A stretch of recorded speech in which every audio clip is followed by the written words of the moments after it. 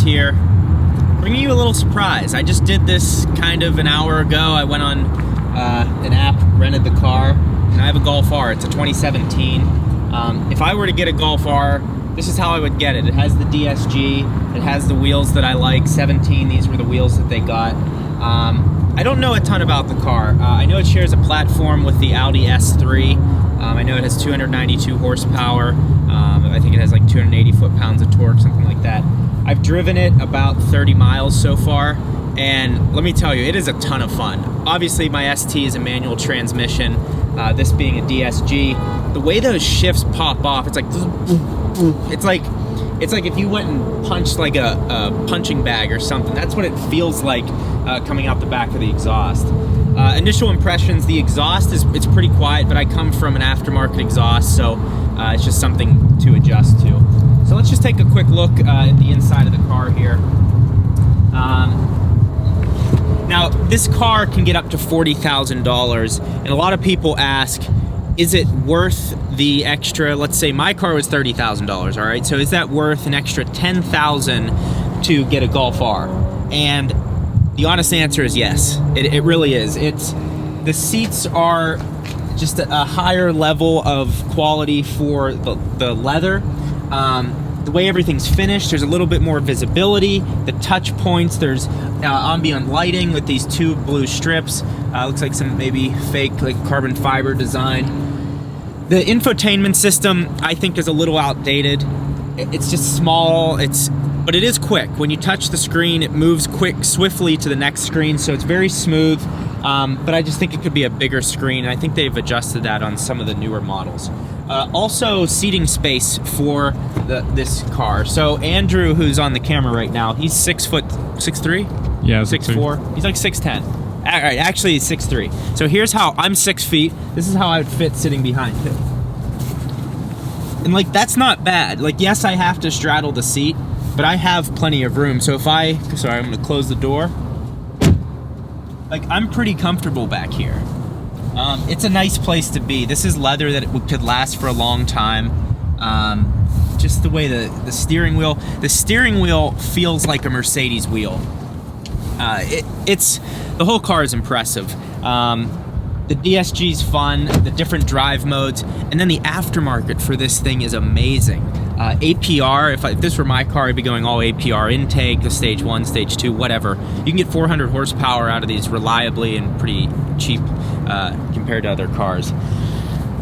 Yeah, I'm really happy with it so far. I'm happy I chose to do this, and I'm gonna bring you as much content as I can.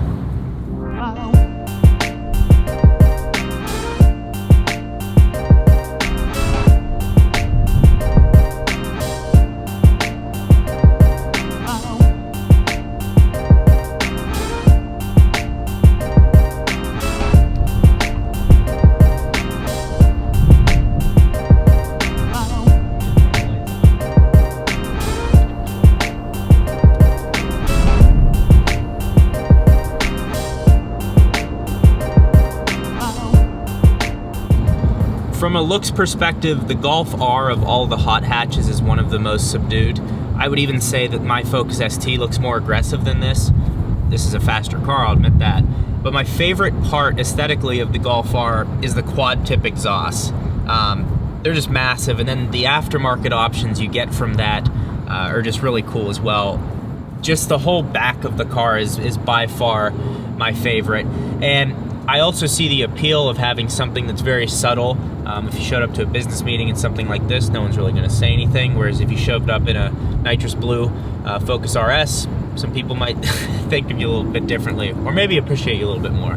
But I could see someone who's, they don't want to be flashy but want to have all the performance. This is exactly where you'd go to, and this is my favorite way to look at the car.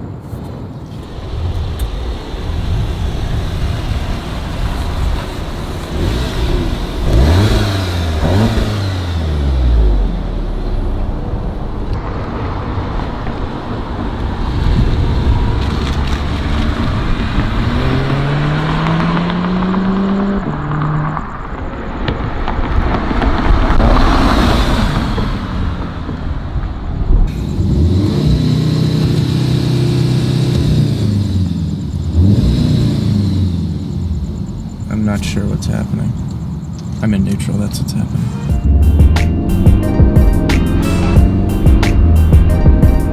So I've been able to drive at about 45 miles so far tonight, and just stay tuned for the footage that I'm going to bring you. I'm going to compare it to the ST, going to compare it to the RS. I've driven both. I own the ST, I've driven the RS, I've driven a GTI as well. So I'm going to bring you the comparison of this thing. I'm really happy with it so far. Who knows, I might go shopping for one of these pretty soon, because it's an impressive car. And then just thinking about what you could do in the aftermarket with it, with APR tuning. It's really good, so it's exciting. But thank you guys for watching. Stay tuned for more content on this Golf R, and we'll see you next time.